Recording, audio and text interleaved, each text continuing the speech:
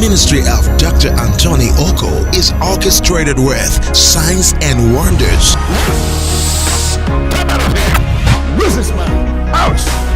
As the apostle of recovery, as he is often called, his prophetic accuracy and instruction for solution has delivered testimonies into the hands of countless numbers of people around the world, seeking for prosperity, healing, deliverance, prophetic direction, and fruit of the womb. You are planting something and things are being uprooted. You are almost tempted to seek other mediums. Yes. They have tampered with your health. Kidney problem. I've been having Kidney problem. Thou devil of darkness, in the name of Jesus Christ of Nazareth, lose this man.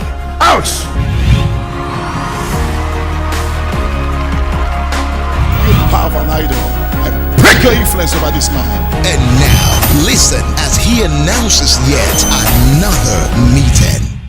In Isaiah chapter 37, we see a very prophetic situation where King Sennacherib wrote a letter to Hezekiah, threatening him. And the Bible says Hezekiah took the letter to the altar of God and presented the case. Now listen to me.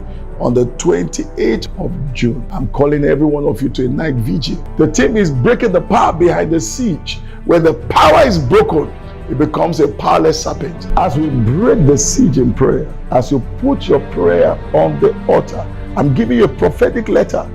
You will write on it and put it on the altar on the 28th for the vigil, which begins from 10 p.m. till dawn. On Sunday, 8 a.m. at number 19 of Accra, for those of you at the Ikeja axis, I'll be there. I consider that day answers from heaven. In Revelation chapter 8, verse 3, the Bible says, an angel came and stood at the altar having a golden censer. There was given unto him much incense, but should have offered it with the prayers of all the saints upon the golden altar which was before the throne.